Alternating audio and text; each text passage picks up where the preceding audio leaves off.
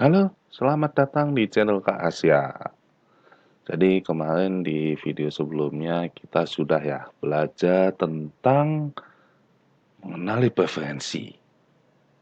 Teman-teman sudah coba lihat dari online, gimana nih preferensi MBTI ku? Seperti itu. Karena sudah mengetahui preferensinya, apa sih kode-kode yang dihasilkan itu? Kok keluarnya angka ini? Kok aku tidak tahu hasilnya apa. Jadi kita akan masuk ke MBTI. MBTI itu apa sih? Instrument Myers-Briggs Type Indicator. Nah, nanti di sini teman-teman akan lebih banyak mengenali preferensi tipe kepribadiannya. Saya tipe yang apa? Extrovert atau introvert? Saya tipe sensing atau judging? Dan sebagainya. Kemudian, teman-teman akan meningkatkan pemahaman mengenai cara seseorang individu menerima, memberi, makna, dan memproses informasi. Yang ketiga, tujuannya apa dong? Memahami dan menghargai tipe kepribadian dari orang-orang lain. Yang berikutnya, otomatis memahami dan menyesuaikan preferensi tipe kepribadian dengan lingkungannya. Yang kemudian, tidak lupa meningkatkan komunikasi dan memfasilitasi hubungan kerja yang paling harmonis kalau teman-teman sedang di lingkungan kerja. Kalau ada yang lagi bukan di lingkungan kerja, lingkungan sekolah, otomatis teman-temannya bagaimana komunikasinya, itu bisa meningkatkan komunikasi. Yang berikutnya, meningkatkan kekompakan tim ketika dalam kelompok. Dan yang terakhir adalah belajar untuk menghargai dan mendapatkan benefit karena kita hidup dengan berbagai preferensi gitu. Nah, MBTI ini sudah banyak banget perusahaan yang menggunakan. Menurut Fortune 100, instrumen ini sudah digunakan 70 negara, ada terjemahannya 24 bahasa, dan digunakan lebih dari 2 juta orang setiap tahun. Wow, luar biasa kan? Jadi ini instrumen bukan instrumen abal-abal yang tiba-tiba bek turun dari langit. Enggak. Kalau teman-teman nanti mau tahu sejarahnya, luar biasa instrumen ini dibikinnya. Nah, negara-negara yang menggunakan instrumen MBTI. Indonesia ada? Ada dong. Saya tulis di paling pertama Indonesia. Indonesia, Amerika, Kanada, Meksiko, sampai banyak yang lainnya lagi. Saking banyaknya susah disebutkan. MBTI itu asal muasalnya dari Carl Gustav Jung. Seperti itu. Dia seorang psikiater Swiss yang menjelaskan perbedaan normal antara orang-orang sehat itu seperti apa. Jadi dia lebih mengembangkan teori yang mengatakan bahwa perbedaan antara individu tidak bersifat acak, namun membentuk pola tertentu. Ya, bukunya itu diterbitkan tahun 1921. Seperti itu. Tapi dia tidak berhenti di situ aja. Dia punya ibarat punya penggemar. Bu Catherine C. Briggs. Dia dari tahun 1875 sampai 1968. Jadi dia itu mempelajari tentang teorinya Jung ini.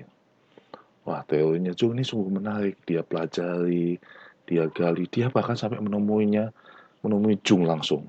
Seperti itu. Dan dilanjutkan oleh anaknya. Jadi ibu dan anak ini melanjutkan teori dari Jung untuk membuat uh, suatu kepribadian preferensinya bakalan seperti itu. Jadi dia membuat instrumen yang akhirnya dia namai sendiri Myers-Briggs Type Indicator. Seperti itu. Nah, teori Jung itu apa sih teori kepribadian Jung? Jadi di teori kepribadian Jung ini, setiap individu menjalankan dua proses mental. Seperti itu. Pertama, kita menerima informasi, lalu yang kedua, kita membuat keputusan mengenai informasi tersebut. Itu sederhananya. Kemudian,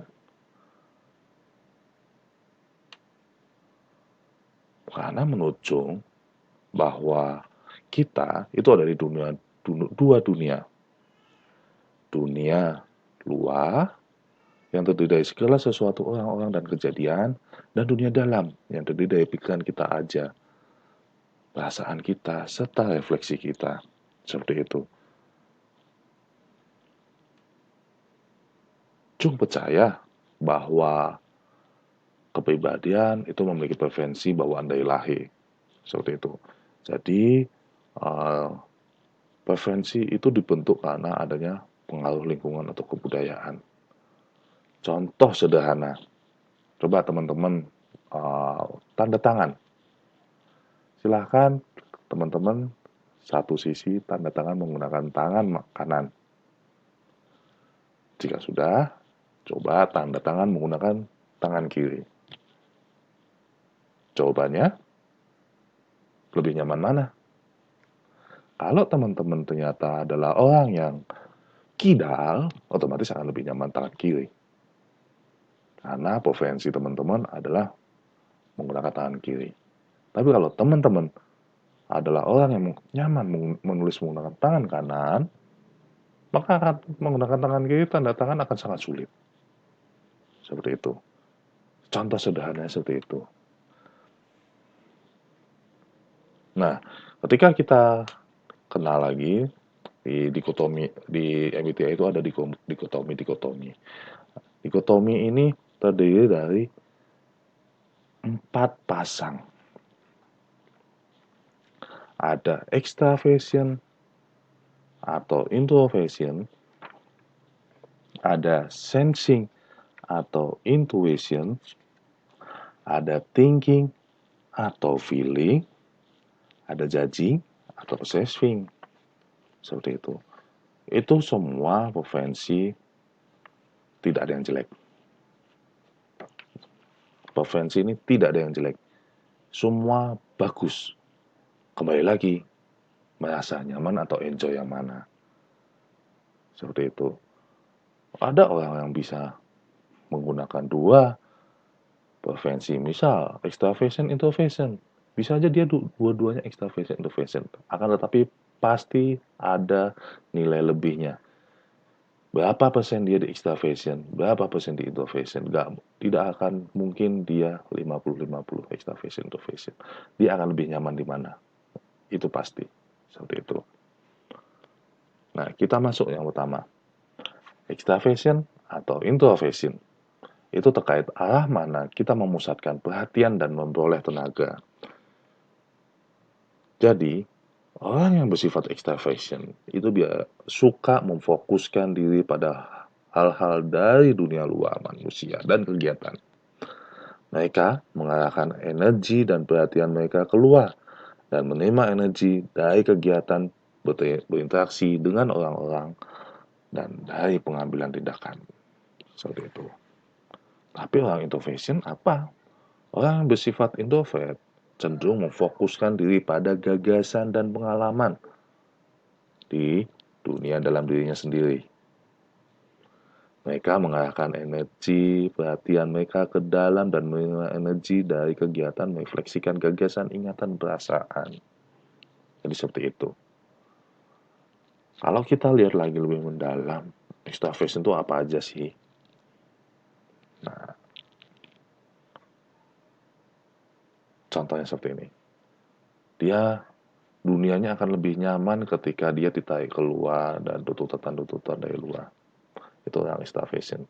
Orang introvert, dia akan merasa dapat dorongan dari dalamnya. Seperti itu.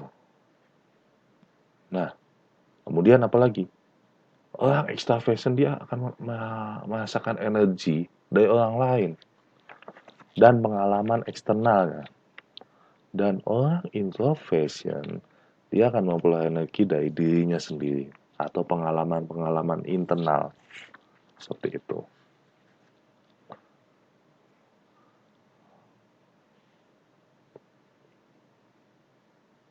Orang extraversion uh, mudah mengungkapkan keadaan emosinya. Sementara introversion menyimpan keadaan emosinya. Contoh sederhana. Ketika teman-teman lihat, wah banyak nih orang-orang yang suka hahaha, suka nongkrong, suka ke pesta, itu biasanya orang-orang extraversion. Tapi kalau orang introversion, daripada gue ngadain pesta, mending gue di rumah nonton TV, main game. Seperti itu. Contoh lagi sederhana, orang untuk extraversion itu akan berpikir keras ketika apa akan senang ketika dapat undangan pesta. Orang extraversion pasti akan senang. Dia tidak akan berpikir aku bakal ngapain, enggak. Akan tetapi orang introvert akan berpikir keras. Aku dapat undangan nih. Undangan ini dari siapa? Penting gak buat aku? Seberapa deket dia buat aku? Kalau dia deket sama aku perlu datang, ngapain aja di sana? Seperti itu. Sampai dipikirkan karena dia akan tidak kurang merasa nyaman. Kemudian orang ekstrovert itu dia membutuhkan hubungan antar pribadi. Jadi kalau nggak ada lu nggak rame, itu istilah orang ekstrovert. Tapi kalau orang introvert ibarat me time. Aku lebih senang sendiri lah, mau main game di kamar, kemudian belajar di kamar depan komputer, gitu. Itu tipe-tipe orang introvert. Apalagi nih dari extraversion introvert. Orang ekstrovert dia akan bertindak baru kemudian berpikir. Itu orang-orang extraversion. Kalau orang introvert dia berpikir baru kemudian bertindak. Seperti itu. Maksudnya apa sih? Bertindak, berpikir, bertindak. Ya kalau teman-teman lihat, kan tadi yang sebelumnya, dia perlu hubungan dengan orang lain. Ya orang extraversion tuh, ya udah, kita lakuin dulu aja deh yang ada di depan. Kita lakuin bersama-sama. Itu akan lebih asik. Tapi pas dijalanin baru mikir, oh iya ya, berarti harusnya gini ya. Oh, kalau orang introvert, dia aku ngapain ya ini habis ini ya? Aku harus ngapain ya? Gitu, baru dia akan melakukan tindakan. Itu orang introvert, extrovert. Kemudian orang extrovert itu uh, dia banyak teman, suka bicara, gampang akrab dalam keadaan apapun. Ya karena dia akan merasa enjoy ketika dia hubungan dengan orang lain. Seperti itu. Itu orang extraversion. Kalau dia orang extraversion, dia suka ngobrol, suka apa, itu pasti akan punya banyak teman. Sementara orang introvert, itu dia lebih menyendiri, sulit akrab. Jadi seperti itu. Tapi sekali lagi, bukan orang introvert itu bukan kepribadian yang jelek. Semua kepribadian ini bagus. Tidak ada kepribadian yang jelek. Seperti itu. Kemudian, orang extraversion itu membutuhkan keluasaan dalam hidup. Sementara orang introvert membutuhkan kedalaman. Seperti itu. Lagi orang E mungkin terkesan dangkal bagi I. Sementara orang I mungkin akan terkesan menarik diri bagi E. Jadi seperti itu. Maksudnya apa sih? Nah, misal nih, ketika teman-teman melihat, wah dia kasihan nih, sendirian, udah aku temanin. Ternyata yang didatangi itu adalah orang yang introvert. Ketika didatangi, dia akan merasa tidak nyaman. Gitu. Tapi bagi orang extrovert atau extrovert melihat, wah dia kasihan menarik diri nih, coba aku samperin. Gitu. Jadi tidak ada titik temu. Nah, kita harus tahu nih, oh dia tipikal apa nih? Oh dia tipikal adalah preferensi introvert. Orang-orang preferensi introvert ya harus bagaimana? Seperti itu. kita harus mendekatinya, kita sesuaikan dengan preferensinya. Jadi kalau kita menggunakan kata kuncinya, orang-orang ekstrovert dan introvert, pertama, orang ekstrovert aktif, banyak teman, dan mudah akrab. Ketiga, perhatian pada dunia luar. Kemudian cenderung berkomunikasi dengan bahasa verbal, bertindak baru berpikir, minatnya menyebar, ekspresif, dan mudah beradaptasi. Itu orang ekstrovert. Orang introvert, dia reflektif, evaluasi ke dalam dirinya. Kemudian dia menyendiri. Dia memperoleh energi dari pikiran, ide, pendapat. Seperti itu. Kemudian dia cenderung berkomunikasi dengan bahasa atau tulisan. Kemudian dia berpikir baru bertindak. Minatnya mendalam, mudah berkonsentrasi dan tidak tahu apa yang dipikirkan. Seperti itu. Kita ambil contoh lagi. Jadi di tempat kerja tuh aku punya temen nih. Ketika saya kirim email, ini orang dikirim email lama amat ya balesnya ya.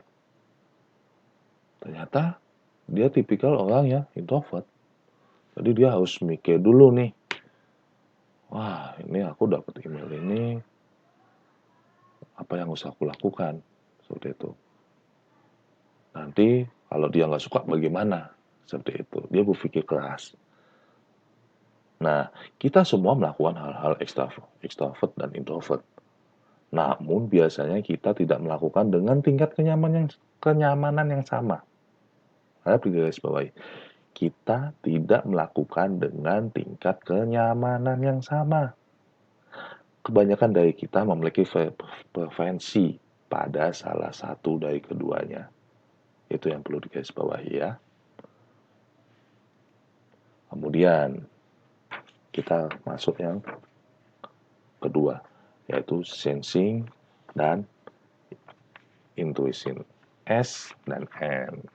Itu lebih cara kita menerima informasi serta jenis informasi yang kita suka dan percaya. Jadi sensing itu apa sih?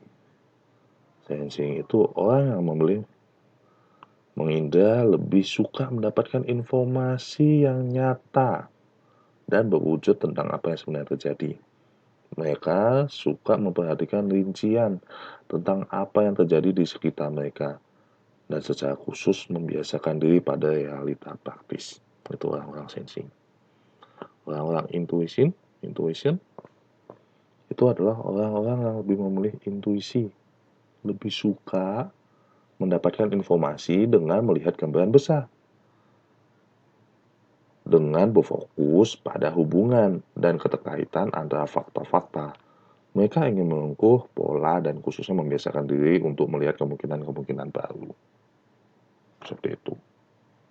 Itu untuk sensing, untuk intuition. Nah, apa sih orang sensing sama orang intuition? Simpelnya seperti ini. Sederhana banget. Orang sensing dia melihat sesuatu tuh secara spesifik dan potongan-potongan. Sementara orang intuition, dia melihat sesuatu pada pola dan hubungan. Sederhana kan? Jadi dia lebih fokus nih pada hal-hal yang aktual. Kalau orang intuition dia lihat nih, ada hubungan nggak nih sama ini, gitu.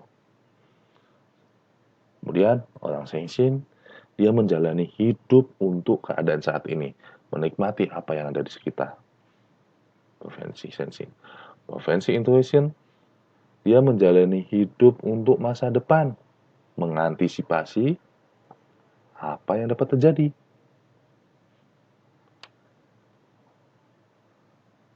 Yang berikutnya, orang sensing, dia lebih suka menangani hal-hal praktis. Sementara orang intuition, dia lebih suka membayangkan kemungkinan-kemungkinan yang sifatnya imajinatif. Imajinatif ya. Seperti itu. Kemudian orang sensing menyukai sesuatu yang nyata dan dapat diukur. Sementara orang N atau intuition itu menyukai kemungkinan yang berdaya cipta, SpongeBob, imajinasi.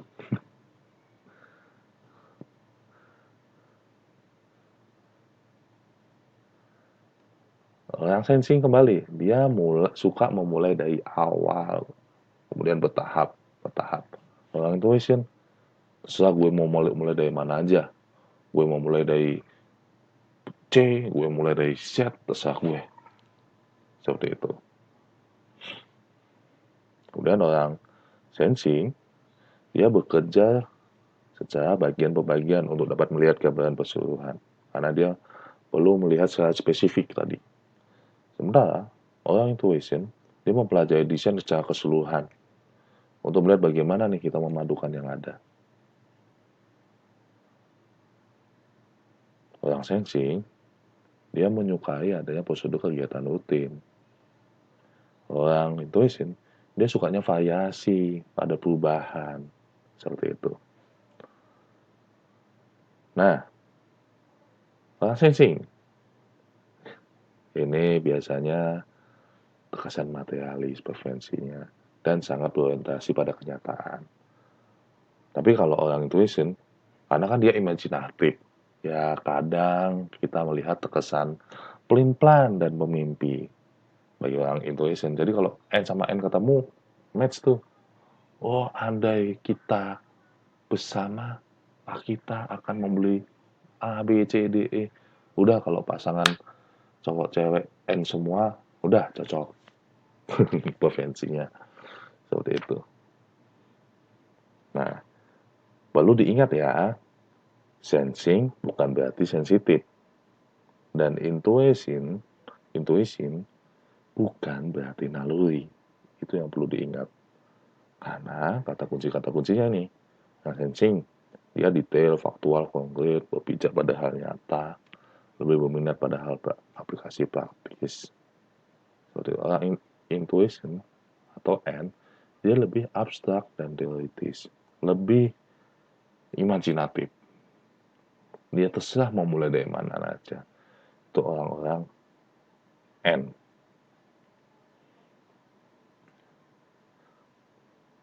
Karena kita semua menggunakan sensing dan intuition sewaktu kita melakukan pengamatan terhadap dunia.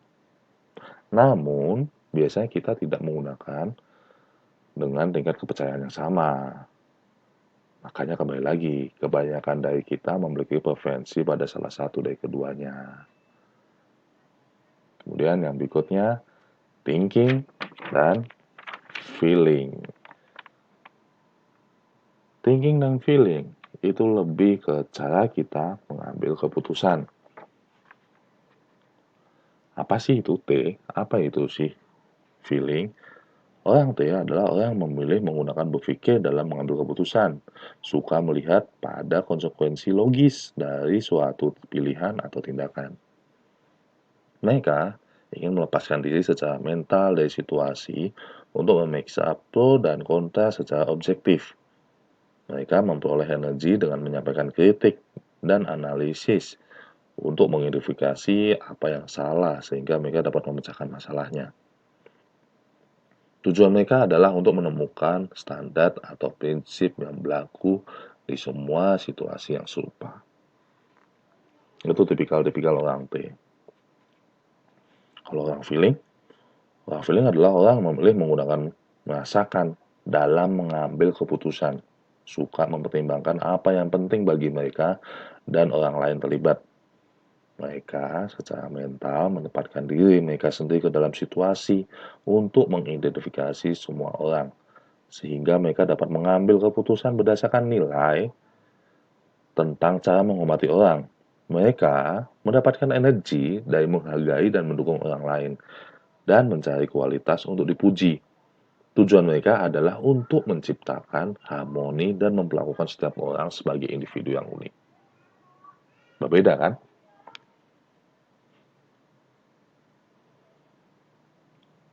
Kemudian, apa sih masing-masing dari T dan feeling, T dan thinking dan feeling?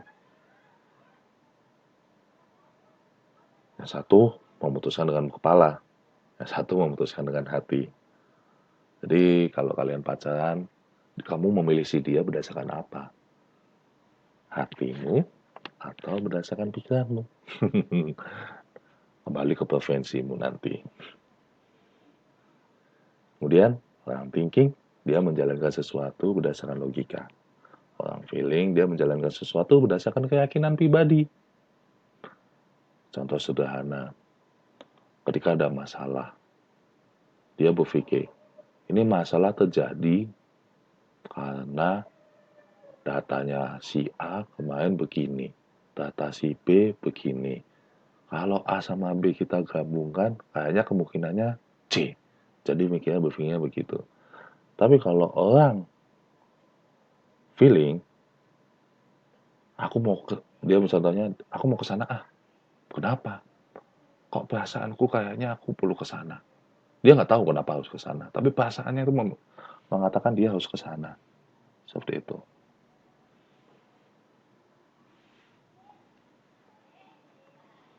Kemudian, orang thinking, dia akan mementingkan kebenaran dan keadilan.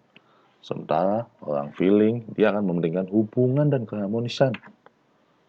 Berikutnya, dia melihat sesuatu berdasarkan pengamatan di luar situasi. Sementara orang feeling, dia akan melihat sesuatu sebagai partisipan terlibat langsung dalam situasi.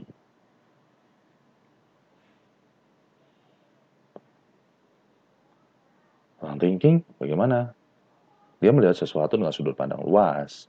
Sementara orang feeling, dia melihat sesuatu dengan segera menggunakan sudut pandang pribadi. Kalau orang feelings, dia secara spontan dapat menemukan kekurangan dan kritis. Kalau orang feeling, dia secara spontan juga menghargai atau memuji. Jadi sama-sama spontan.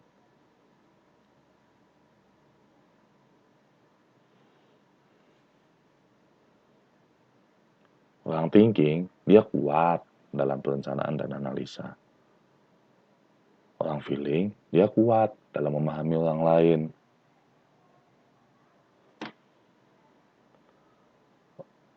Orang thinking, dia terkesan dingin dan merendahkan. Sementara orang feeling, dia terkesan berpikir tidak jelas dan emosional.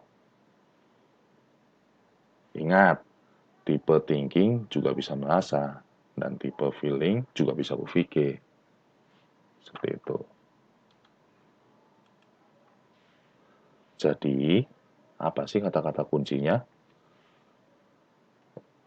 Thinking, berarti analitis, memecahkan masalah secara logis, kemudian dia menggunakan hubungan sebab akibat, melakukan analisa tanpa mempertimbangkan pribadi, menghargai sesuatu yang masuk akal, adil, keputusan didasarkan pada kriteria yang objektif, dalam feeling, dia mengutamakan nilai-nilai kemanusiaan, baik hati, melihat sesuatu secara sama, empati, mencari keharmonisan, mempertimbangkan kasih sayang, menerima, menghargai, merasakan, dan mengambil keputusan dengan mempertimbangkan akibat terhadap orang lain.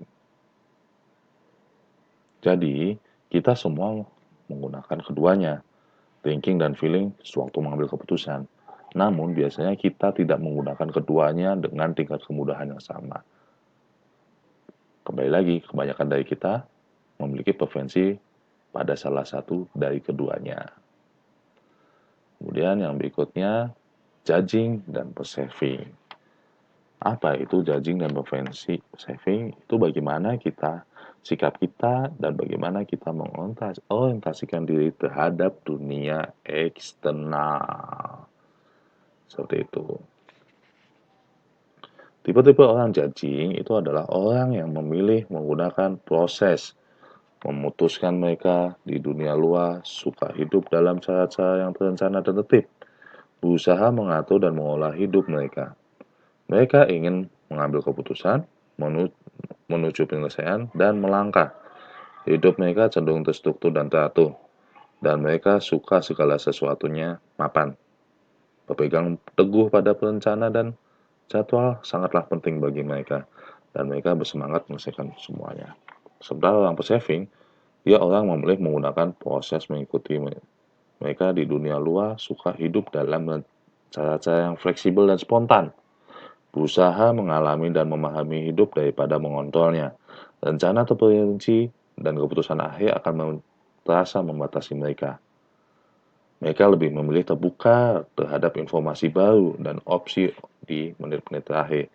Mereka mendapatkan energi dari panjang akalnya mereka dan menyesuaikan diri dengan tuntutan saat ini. Kita masuk nih. Nah, orang judging itu adalah orang yang memilih atau menyukai gaya hidup yang teratur. Seperti yang tadi dijelaskan ya. Orang persevering, dia memilih dan menyukai gaya hidup yang fleksibel. Contoh sederhana, misal dari teman-teman ada yang pengen liburan. Pengen liburan, aku harus kemana ya? Kalau orang judging, dia bikin listnya. Jam sekian sampai jam sekian, aku kesini. Jam sekian sampai jam sekian, aku kesini. Kalau orang persevering, besok pergi, langsung pergi. Nggak pakai mikir lagi. Seperti itu. Kemudian, orang judging, dia menyukai keteraturan dan terstruktur. Orang persevering, dia menyukai perubahan. Jadi, orang judging bisa jadi akan lebih stres ketika ada perubahan terjadi di tempat kerjanya. Sementara orang persevering, nyantai saja. Seperti itu.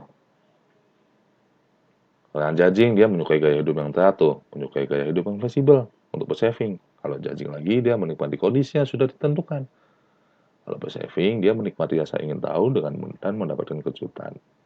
Apalagi nih orang judging, dia menyukai batasan yang jelas dan kategori-kategori. Kemudian dia merasa nyaman dalam situasi yang pasti. Persevering, dia menyukai kebebasan, menjajaki tanpa batas.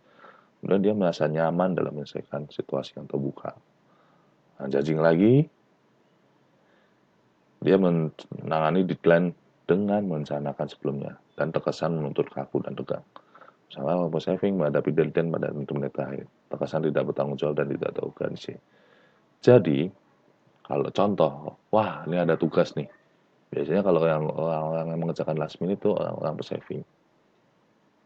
Kalau orang judging, dia akan kerjakan nih pelan-pelan, step-step, incinya kayak apa, sampai selesai.